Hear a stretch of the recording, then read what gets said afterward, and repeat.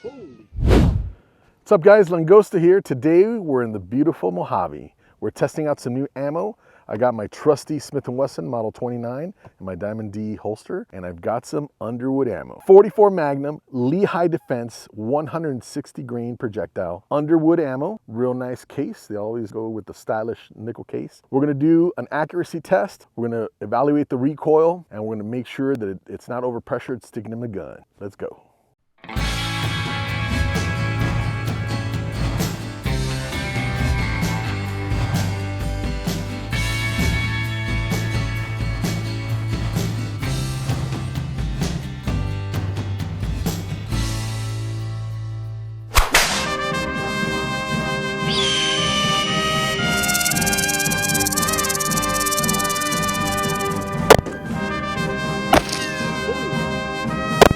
Holy fuck. So for those of you who've never seen this gun before, we've done some other videos on it. It's a Model 29-2 pinned and recessed cylinder. See that little recess in it? So it sits flush. Honestly, of all the 44s that I have, this is my favorite. It's a super accurate gun. So we're gonna test accuracy first. I'm gonna sit down, I'm gonna rest myself on the sandbag, and let's see if we can get a few shots in one hole. Guys, before I forget, I do wanna share with you one thing. This is light for caliber. So normally 44 mag standard weight is 240 grains for the projectile. This is a 168 grain projectile, and it's going at 1,800 feet a second. So we're not only gonna do an accuracy test, we've got the chronograph here, we're gonna double check our velocities. We got a 6.5-inch barrel in our Model 29, and let's see how she does. Safety first, guys, eyes and ears. Here we go, let's get her set up. Here we go. Holy fuck. Wow, that is significant recoil. Well guys, it is going 1646 on shot number 1. Here we go, shot number 2. God damn. All right, 1625. Ooh, that was nice. We got 2 on 1 hole. All right, let me do one more shot because honestly, I think I may have flinched on the first one. And I got to do a little slight sight adjustment. So I'm going to hold the top hole. Hopefully we'll get 3 in 1 hole. God damn. That's pretty cool. All right. So one of the indicators you're a little bit over pressure would be if the primers were flat and if the casing was sticky. And doesn't look like they're sticky. A couple of them are wiggling out. Yeah, no problem at all. Those came out pretty easy. Let's take a closer look at the casing. So I'm inspecting the primers. The primers aren't flat.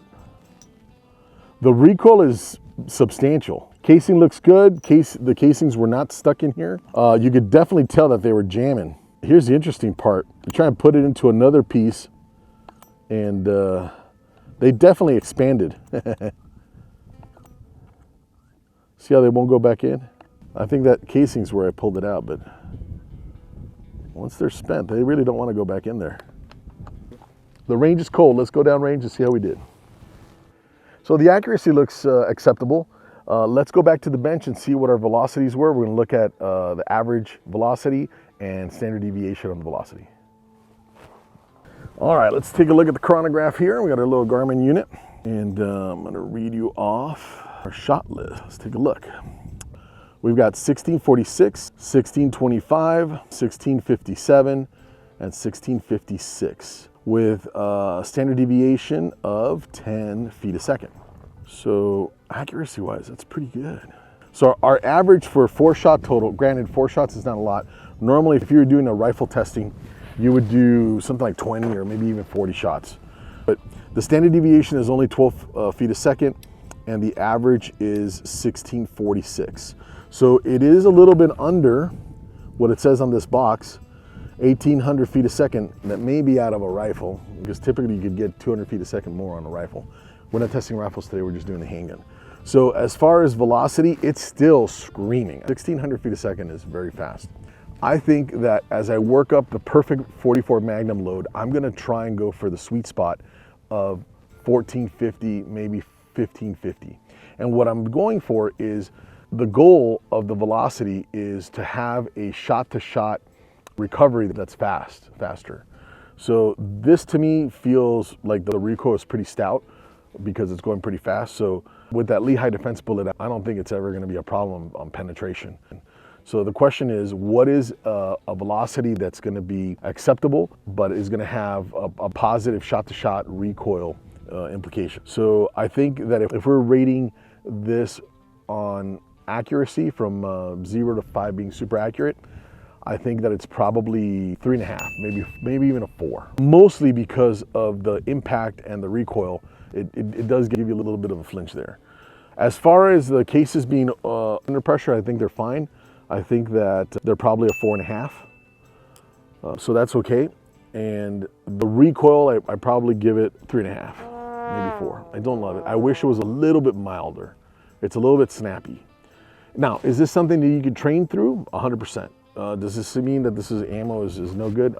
No, this is good ammo. I think that a heavier projectile going a little slower may be the right recipe for this. So we'll be testing some Barnes ammo in another video, and we'll make sure we link it to this one, because this is going to be our 44 series on 44 ammunition for trail gun. So we're going to shoot with not an enormous gun. Everything will be 6 inches or smaller as far as the barrel length. And I'm going to keep the Model 29 as our test gun. When you're considering a trail gun and a trail caliber and ammunition, you have to take into account the performance of the ammunition, the performance of your gun, and the performance of the shooter under pressure.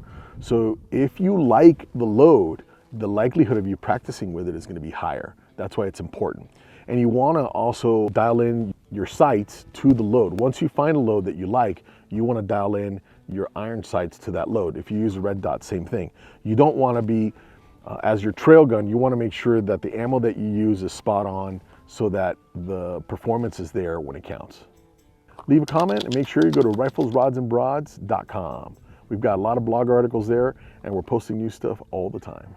And we have a series on 44 Magnum, so make sure that you like and subscribe so you're notified of our next posted video. Langosta signing out.